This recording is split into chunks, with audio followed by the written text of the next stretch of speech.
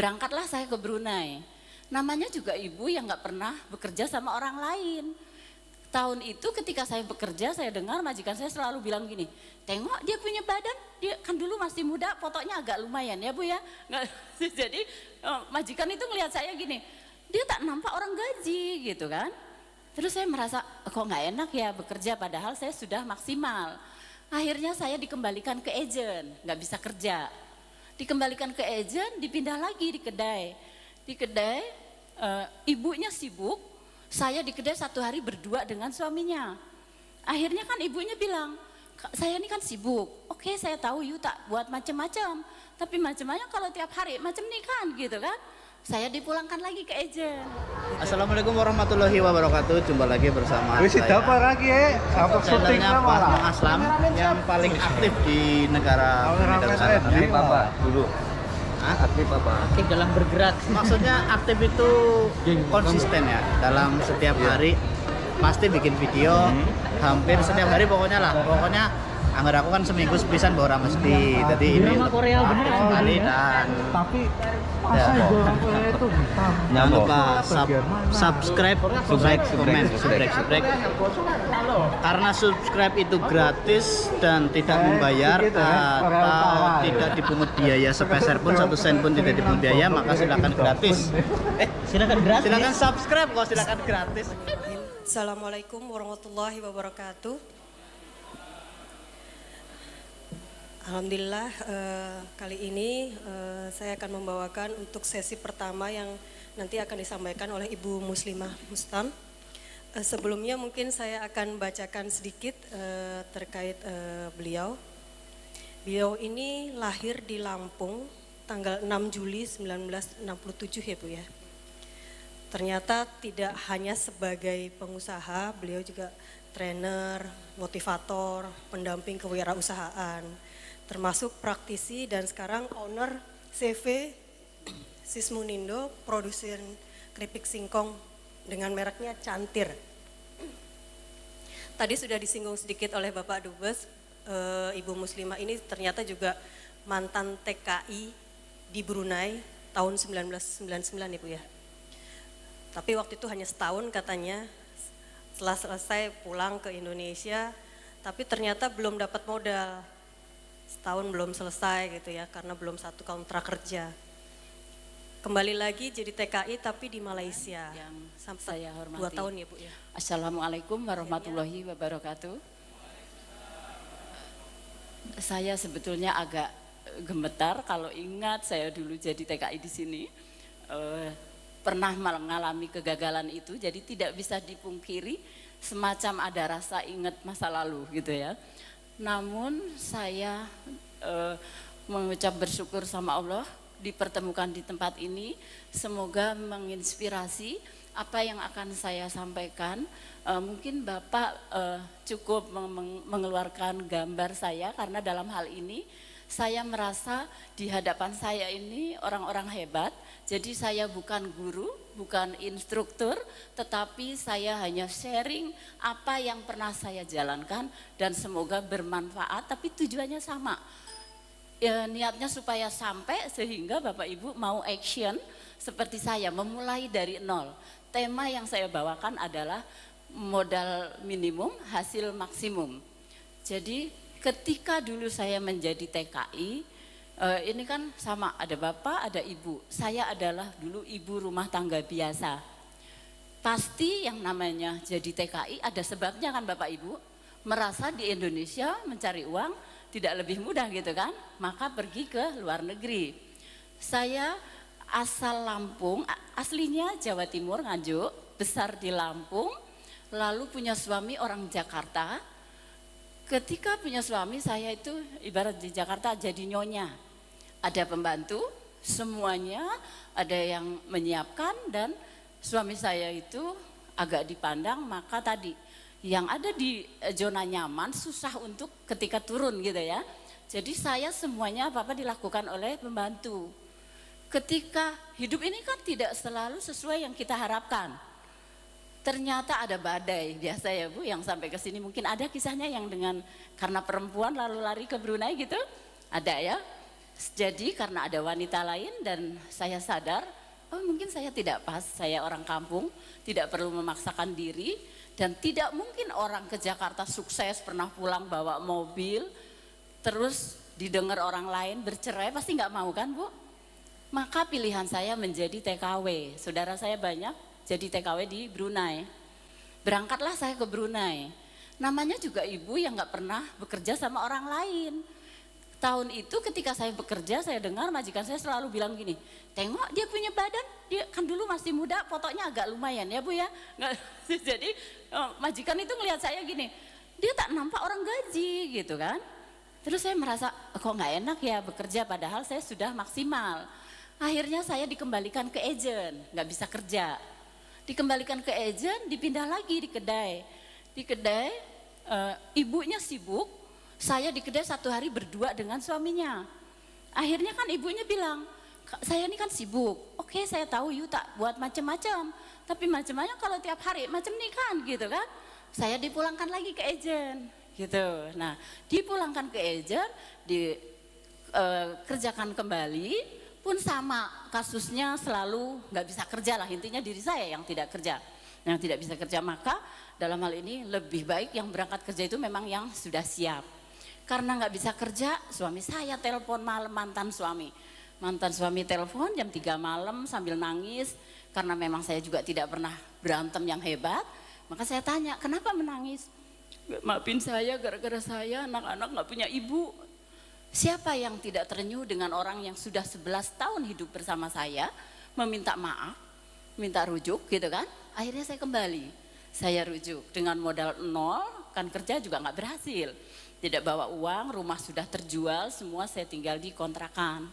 Saya rujuk dengan suami saya pikir sudah tidak ada lagi wanita lain gitu kan. Namanya juga rujuk, hamil pula, hamil 3 bulan. Suami saya ada lagi wanita datang gitu. Nah ketika itu tidak ada pilihan bagi saya menjadi TKW lagi ke Malaysia. Pengalaman di Malaysia lebih baik karena saya waktu itu kan saya meninggalkan bayi umur 3 bulan. Saya ke Malaysia, majikan saya punya bayi 3 bulan, orang Jepang dihianati orang Malaysia. Maka disitulah saya 2 tahun di Kuala Lumpur tidak merasa jadi pembantu, tetapi saya merasa jadi orang kaya. Karena saya Sabtu ke mall, Minggu ke Genting Highland, Cameron Highland, berdua sama-sama stres gitu kan. Iya kan? Iya, you boleh ambil apa saja, tak payah you pikir uang kan, kata dia gitu. Dia orang Jepang kan ngomongnya agak Indonesia gitu. Jadi uang ini semua punya kamu nggak boleh bilang jadi pembantu di sini. Maka saya kalau orang Indonesia dari Kuala Lumpur, saya dulu belum berjilbab. Jadi kalau dari apartemen ke swimming pool itu pakai baju renang. Jadi kata orang Indonesia yang jadi cleaner, wale babune kayak bosnya kayak babu gitu kan. Gitu. Tapi saya akrab dengan cleaner karena kalau saya belanja hari Sabtu itu ayam, beef semua sudah dimasak dibeli, hari Minggunya jalan-jalan. Itu juga kasihlah orang Indonesia, kasih orang Indonesia. Pekerjaan rumah pun dikerjakan orang Indonesia, tinggal bayar 1 jam 10 ringgit. Jadi saya indah di Malaysia tetapi memikirkan anak saya kan gitu. Nah di Malaysia 2 tahun hidup saya sebetulnya sudah cukup senang. Ketemulah ceritanya kan saya sudah janda ya, menikah dengan orang lain. Pengalaman itu makanya kenapa memotivasi diri saya untuk berani menciptakan lapangan kerja. Saya sudah merasakan istri dosen sekalipun ada di Malaysia tidak berdandan di kolam renang, jangan harap ditanya orang Malaysia. Karena orang Malaysia pikir itu pembantu. Jadi istri dosen itu curhat, aku dikira pembantu di sini nggak punya teman, aku temennya sama kamu gitu. Jadi teman saya istri dosen Dr. Firdaus. Karena berteman dengan istri dosen ketemu dong cowok dosen di Australia. Mau dengan saya ceritanya. Sudah pacaran, sudah mau menikah, orangnya mengajukan persyaratan. Tapi pengen ketemu anak kamu, tapi yang suruh ketemu Pak Dr. Firdaus ke Jakarta. Saya teleponlah suami saya bahwa ada yang akan ketemu di hotel gitu. Ketemu. Suami saya bawa anak 2 menghadap, mengakui semua kesalahannya dan mengungkapkan masih menunggu saya. Coba. Lalu Dr. Firdaus pulang ke Kuala Lumpur memberi saya uang 5 juta ketika itu. menyediakan tempat menikah yang kesekian kalinya di Masjid Sunda Kelapa DKI Jakarta dengan tidak mengeluarkan biaya tapi harus rujuk dengan suami. Paham Ibu? Betapa memaafkan itu buahnya manis. Gitu. Jadi sampai hari ini suami saya masih tetap, tetapi saya menikah ketiga kalinya. Gitu. Jadi memaafkan itu tidak sia-sia.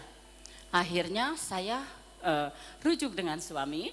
Begitu rujuk, suami saya megang spa di Mangga 2. Bukan saja menjadi karyawan biasa, tetapi GM, pemiliknya adalah Chinese, maka di belakang layar. Jadi suami saya di situ semacam pemilik. Suami saya kepleset lagi Bu di tempat tersebut, gitu. Dan saat itulah saya komitmen. Mulai hari ini saya sudah bukan muslimah yang dulu, yang nurut segala yang menjadi aturan suami yang katanya surga istri itu di bawah telapak kaki suami gitu. Mungkin kalau mau resikonya saya sudah bukan muslimah yang dulu. Jangankan baru dibilang berhenti lo nyari duit. Duit itu sudah di depan pun mungkin saya belum akan berhenti. Gitu. Berangkat dari situ mudah-mudahan ada pelajaran yang Bapak petik. Artinya jangan pernah berbuat zolim karena yang namanya buah itu akan dipetik di akhirnya. Orang lain mungkin tabu mengatakan ini, bagi saya ungkapkan ini. 100 orang tidak mengalami yang saya rasakan, itu biarlah saya yang mendapat dosanya saya, mudah-mudahan ada pahalanya. Jadi yang perempuan mudah memaafkan, yang laki-laki juga jangan mentang-mentang laku seenaknya. Kalau sudah dikasih hukuman sama Allah baru yang dizolimi aja nggak tega melihat laki-laki yang menzolimi. Kira-kira itu. Karena 2 tahun yang lalu suami saya matanya nggak bisa lihat sebelah, sakit gula, darah tinggi, TBC. Ketika dia main ke rumah saudaranya yang punya ponakan, pintunya ditutup karena kesannya TBC itu menular. Artinya orang lain mendekat saja sudah tidak mau. Saya dengan sabar, alhamdulillah sekarang suami saya, karena saya berangkat ke Brunei, hari ini ada job di Jakarta, suami saya mewakili saya ngajar. Gitu. Jadi hidup ini ketika ada kesulitan di depan kita, sejatinya itu ujian untuk kita naik kelas. Memang bicara itu jauh lebih mudah dibanding melakukan. Jadi saya mulai usaha itu dengan modal Rp50.000. Saya terima anggapan orang, saya nenteng kresek, saya menitipkan dari stasiun Bogor sampai stasiun Tebet.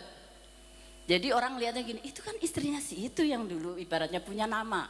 Sekarang nenteng kresek yang nggak ada mereknya, belum ada mereknya, tetapi belajar. Seminar, kenapa saya semangat? Saya dapat ilmu itu dari seminar, memang ada tipsnya. Ikut seminar seperti ini ketika masuk kita harus merasa ibarat botol kosong. Supaya apa yang ada di depan kita yang positif itu ada yang tersaring. Tetapi ketika di dalam baru masuk sudah merasa saya lebih hebat, apalagi yang datang cuma tukang keripik, modalnya aja 50.000, mantan TKI, kira-kira ibu masih bisa duduk di sini enggak? Enggak kan, pasti pengen pulang. Dan apa yang saya sampaikan pun akan keluar lagi, karena itu akan percuma. Oh iya, saya pengen cerita pertemuan saya dengan Mbak Dini ini agak luar biasa. Kita ini karena sama-sama pengusaha katanya ya, maka kita ada di Pusdiklat Perdagangan di Jakarta. Saya itu kakak kelasnya mungkin. Saya tahu kemarin dari kawan saya memberitahu, Ibu yang jadi narasumber di Brunei itu dari Pusdiklat Perdagangan juga, namanya Mbak Dini. Begitu saya baca, saya lihat fotonya, masih muda, saya takut, saya nggak mau nyari nomor teleponnya, takut nggak kenal siapa gitu kan. Ternyata pada saat ada kunjungan ke tempat saya, beliau termasuk orang yang ikut berkunjung ke tempat saya. Jadi ditemukan di sini ya, alhamdulillah. Gitu. Jadi saya semenjak ikut pelatihan itu, saya gunakan betul. Apapun yang kita, ini misalnya kita sekarang seminar, seolah-olah terinspirasi.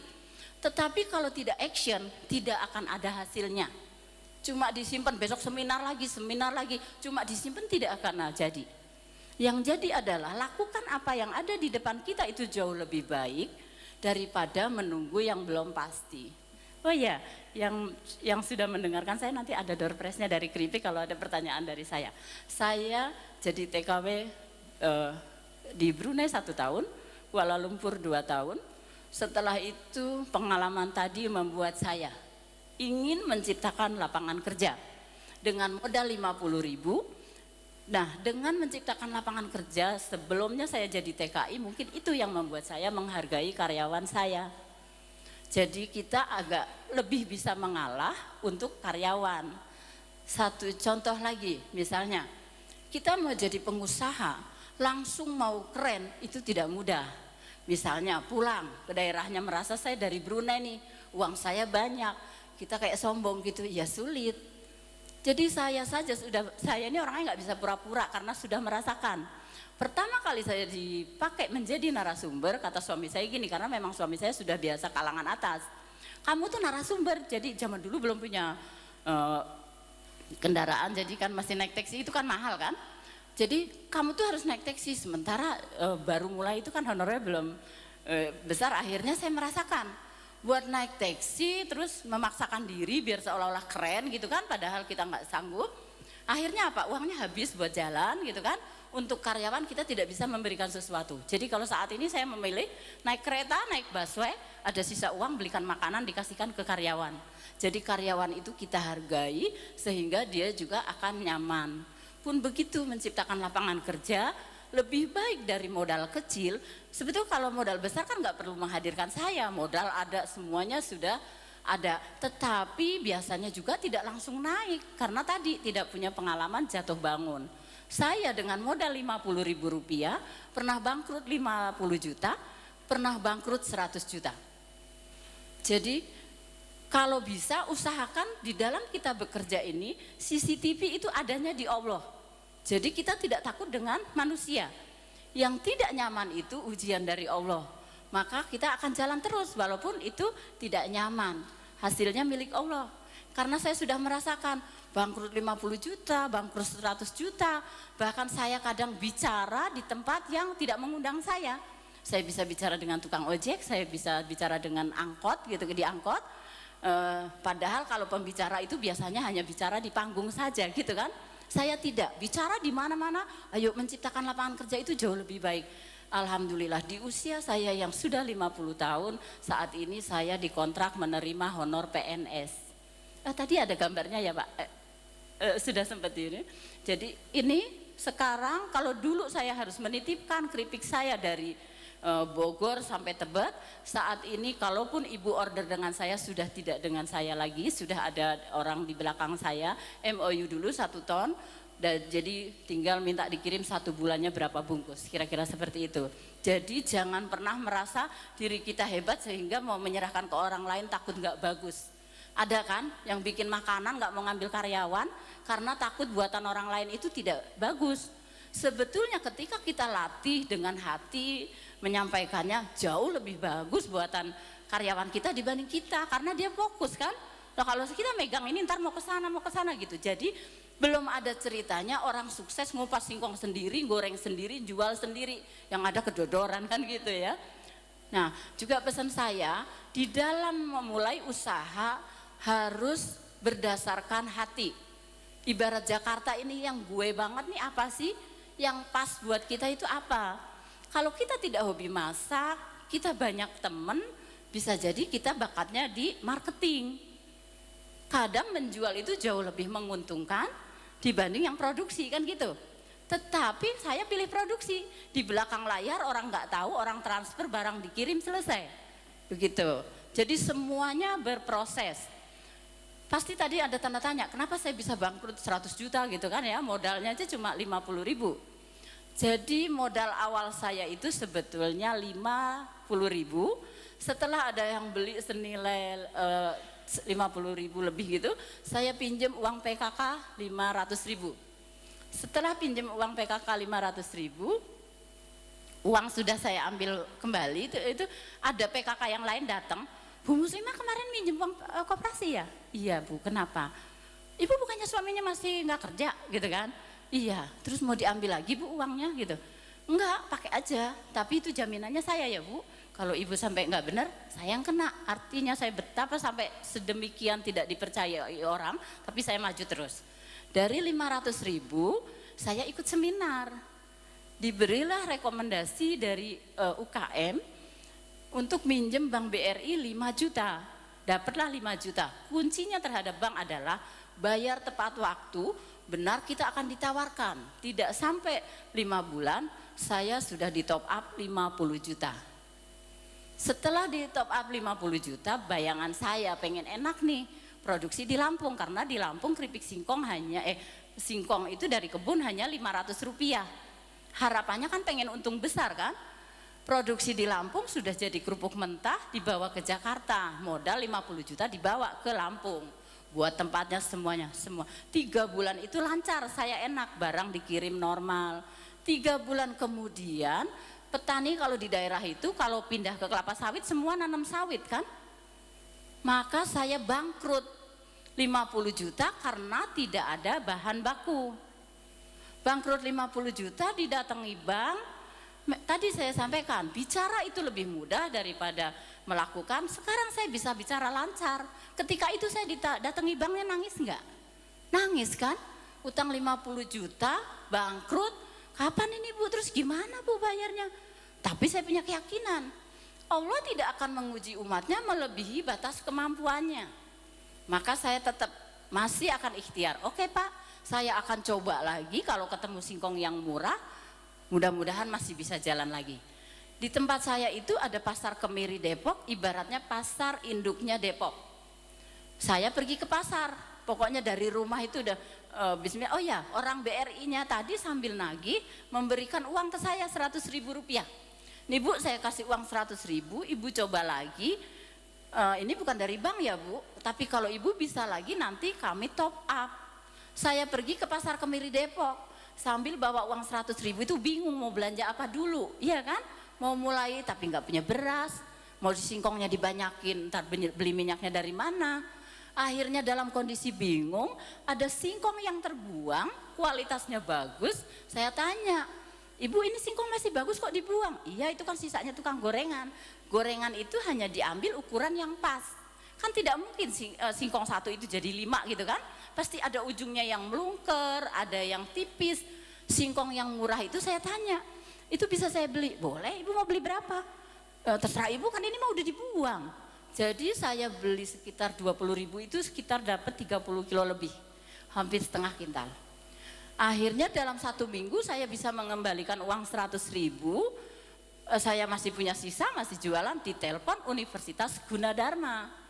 Saya ke Gunadarma, seminar keripiknya dicobain enak katanya. Waktu ditanya, apa Bu problemnya? Modal Pak. Oke Bu, besok ke kantor saya. Saya ke Gunadarma, datang, diberikan modal 12 juta rupiah plus 1 karyawan alumni Gunadarma yang menggaji Gunadarma yang pakai karyawannya saya. Jadi pembukuan itu penting. Dengan pembukuan yang baik kita dipercaya lagi oleh yang lainnya. Jadi enak kan, karyawan dipakai yang gaji Gunadarma. Akhirnya dalam waktu 1 tahun dengan mengolah singkong yang sudah tidak ada harganya tadi menjadi melunasi Bank BRI 50 juta. Maka nanti juga ada liputan TV One Pak, nanti bisa di copy. Di situ di judulnya mantan TKI jutawan, tapi itu iklan ya Bu, karena kalau memotivasi itu iklan itu harus menarik daripada aslinya kan gitu. Foto saya kan masih dipajangnya yang dulu, itu kemauan suami saya Bu, sebetulnya saya udah malu, tapi kata suami nggak apa-apa gitu. Saya udah bilang Pak, bahkan kemarin saya bilang saya takutnya ini terakhir diundang ke Brunei karena wajah saya juga sudah tua, sudah malu untuk tampil di depan. Terus suami saya bilang, emangnya kamu dilihat mukanya, katanya kamu kan dilihat bukan itu materinya gitu. Oh ya sudah, oke, tapi dia tetap pasang gambar yang itu gitu. Jadi dari 50 juta dalam 1 tahun saya bisa melunasi itu. Besoknya diundang TV One, Metro TV, NMC TV, TVRI, jadi kayak artisnya UKM gitu. Jadi subhanallah saya merasakan indahnya hasil dari berani keluar dari zona nyaman. Nih Bapak Ibu ini kan zona nyaman kan? Karena nggak usah ngapa-ngapain semuanya sudah cukup. Tetapi keluar sedikit dari zona nyaman, bismillah menciptakan lapangan kerja, insya Allah kita bisa jadi pengusaha. Satu contoh, nggak usah muluk-muluk deh, misalnya pulang kampung. Saya ini selalu diundang privat ke rumah orang yang mau punya usaha. Karena kadang orang terlalu sibuk memikirkan kesuksesan orang lain, tidak tahu di tempat sendiri punya potensi. Misalnya rumahnya di pojokan gitu. Itu bisa dibikin warung yang istilahnya apa orang butuhkan itu ada. Kadang-kadang orang belum mulai sudah bilang takut saingan. Ada kan dengar gitu? Padahal saingan itu tidak ada pada orang lain. Saingan itu ada di diri sendiri. Satu contoh, peyek di seluruh Indonesia ada. Kalau ibu buatnya peyeknya biasa-biasa saja, siapa yang melirik? Tetapi coba ibu buat peyek yang kecil-kecil, sekali dicaplok, kemasannya bagus, maka akan diundang mewakili daerah tersebut untuk pameran ke wilayah lain. Jadi saya ini memang agak aneh hidup saya. Belum kaya, tapi hampir keliling Indonesia, luar negeri tidak mengeluarkan biaya, insya Allah dibayar pula. Gitu. Jadi jangan gini, mau berbagi nunggu kaya dulu. Mau berbagi nunggu jadi dosen. Wong sekolah juga enggak kan gitu. Tetapi saya yang tadinya bukan siapa-siapa, kenal universitas, diberi rekomendasi dari kementerian, saya bisa kuliah gratis sehingga saya bisa menerima honor PNS. Gitu. Jadi tidak ada yang tidak mungkin. Tugas kita ini hanya melakukan ikhtiar, berdoa itu juga harus maksimal, doa dan usaha itu harus seimbang. Karena kita berdoa terus tidak melakukan, hasilnya enggak ada. Pun sebaliknya, kita melakukan lupa, yang punya kan Allah. Apakah bisa kalau saya minta sama Bapak istilahnya berikan saya ini, kan nggak bisa. Tetapi kalau Allah sudah berkehendak, saya ini sekarang ngatur waktu untuk dipanggil ke sana sini seperti orang penting gitu kan. Bahkan saya pernah ada di Bangka Belitung. Saya biasanya foto-foto saya lengkap, ada saya di ini putri saya yang ketika saya hamil 3 bulan saya tinggal ke Malaysia, saat ini sudah bisa menggantikan posisi saya gitu. Jadi sekarang yang komunikasi dengan saya hanya pesan yang cuma 10-20 yang masih belajar, tapi kalau tim saya mungkin minimal order tadi 1 ton seperti itu. Kalau yang order 1 ton sudah bukan saya lagi. Jadi sekarang menerima honor PNS, kerjanya belusukan, membuat perizinan. Jadi serasa hidup saya ini insya Allah bermanfaat buat orang lain. Jadi untuk diri sendiri itu nomor 2. Mudahkan orang lain, insya Allah akan mudah pula jalan kita.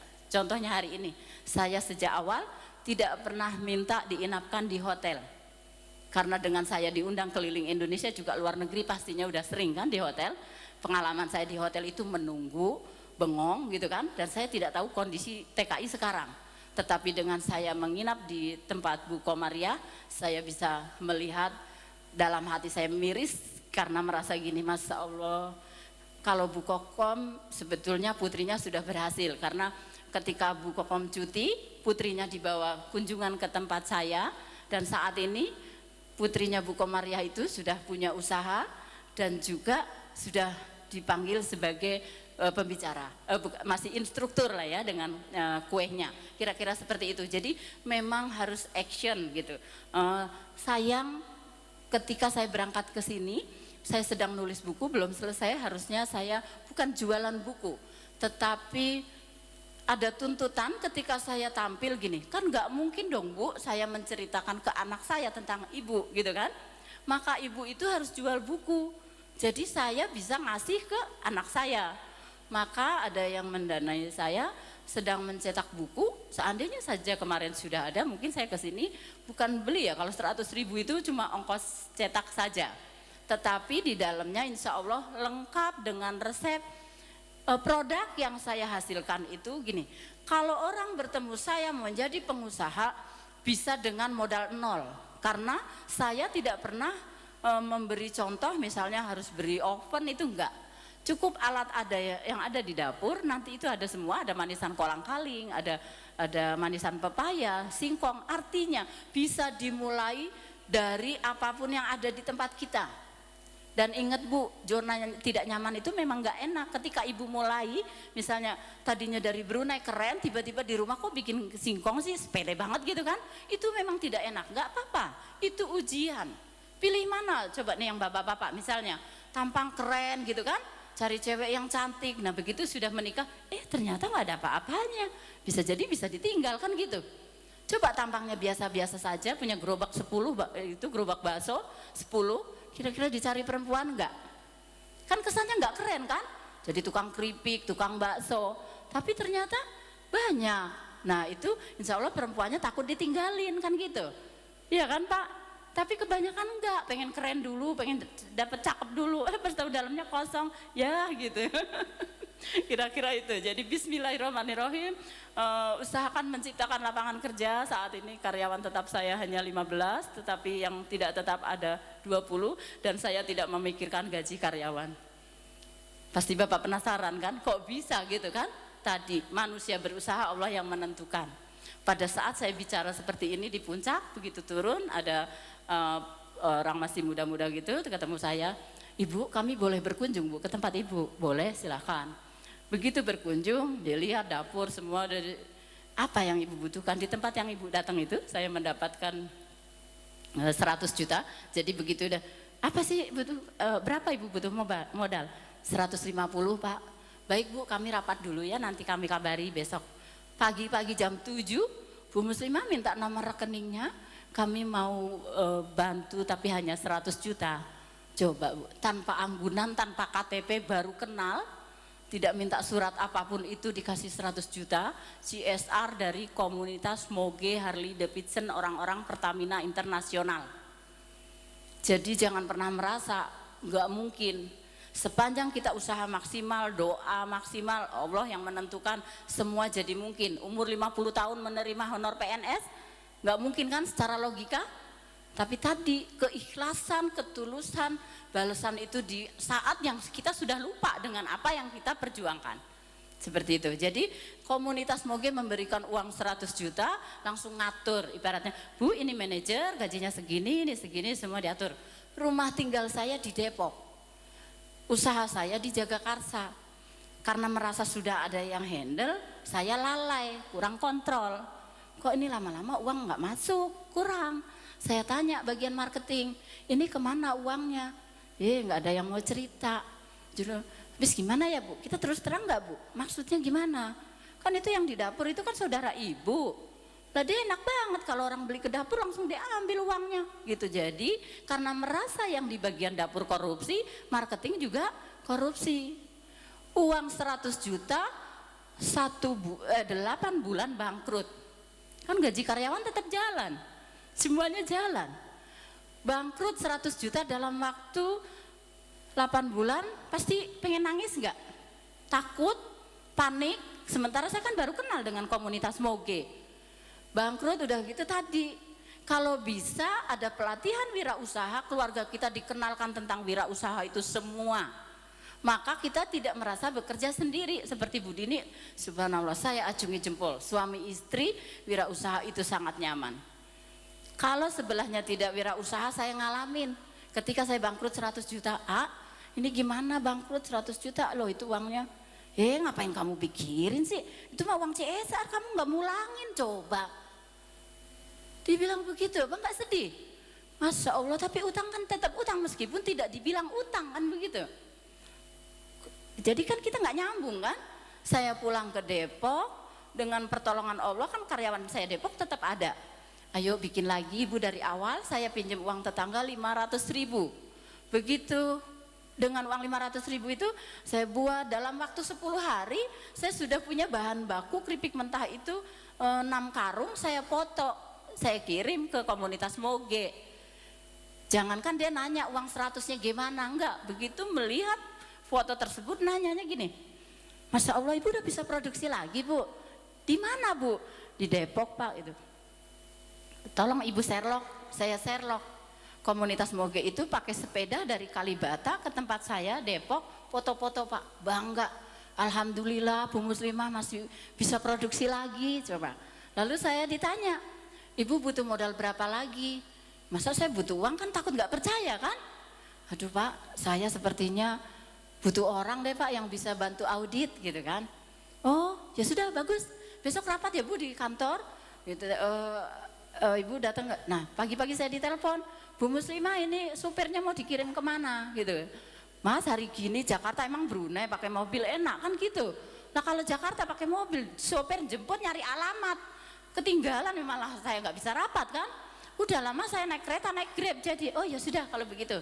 Saya datang Bu, semua berdasi di meja itu, Dalam hati saya mau dihakimi nih uang 100 juta bagaimana kan gitu. Katanya ada kursi kosong suruh duduk.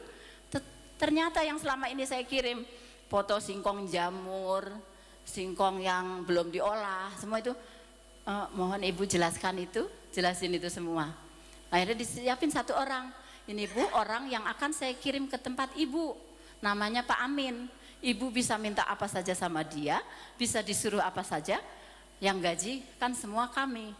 Datanglah Pak Amin ke tempat saya, bekerja. Saya tanya, Pak digaji berapa Pak? 4 juta. Kurir saya aja gajinya 4 juta. Jadi kalau habis bulan nih, udah bawa amplop. Paling moge itu nanya saya, karyawannya berapa? Baru mulai kan karyawannya 7 orang. 7 mas, jadi kalau Pak Amin datang bawa amplop 7, saya foto udah gajian. Jadi enak kan? Gajian bukan saya yang bayar, tapi orang tahunya saya pengusaha coba. Subhanallah. Jadi dari tidak nyaman tadi, insya Allah akan ada ending yang nyaman. Tidak dapat di dunia, insya Allah di akhirat dapat. Jangan pernah merasa zolim, yang dizolimi itu bisa memaafkan, Allah tidak memaafkan, ujiannya jauh lebih berat. Yang dizolimi pun akan tidak tega. Kira-kira itu, dan saya bukan guru, bukan instruktur, sebetulnya saya lebih memilih tanya jawab. Kalau soal paparan saya itu nanti bisa di copy, kan itu ada materinya, tapi memang saya tidak sampai hati kalau harus menyampaikan. Memang saya guru, saya kan bukan. Saya hanya menceritakan apa yang pernah saya alami, saya rasakan, dan itu betul adanya terjadi. Modal tanpa anggunan, tanpa bunga, artinya tanpa riba kan. Dan saya seolah-olah jadi pengusaha. Jadi tadi jangan menunggu, harus kita yang action. Suami saya sarjana hukum, pernah punya posisi, karena menunggu yang pas sampai hari ini saya usaha ini sudah 15 tahun, suami saya belum menemukan posisi yang pas. Baru dalam bulan ini menjadi narasumber jadi pas. Itu pun karena mewakili saya kan gitu. Tetapi saya yang tidak menunggu langsung action, saya lihat, saya ini kan diundang oleh Universitas Bakri, Gunadarma, Atmajaya, ISIP, itu kan kampus lumayan menurut saya nggak pernah mengira sebelumnya. Jadi saya masuk ke situ, kalau saya lihat undangannya kadang-kadang diundang sebagai motivator, sebagai praktisi, owner, pengusaha. Dalam hati saya geli juga, dalam hati memang saya siapa gitu. Artinya ketika kita yang mencocokkan akhirnya semuanya pas. Tetapi kalau mencari yang cocok sampai tua nggak ketemu malah itu kan gitu. Jadi lakukan apa yang ada di depan kita sesuai dengan kemampuan. Boleh tanya jawab sekarang Bu? Sudah bisa? Mungkin lebih baik tanya jawab saja. Tadi ya saya bukan guru, mudah-mudahan apa yang saya sampaikan yang positif bisa ditiru, yang tidak baik pastinya jangan diambil. Monggo.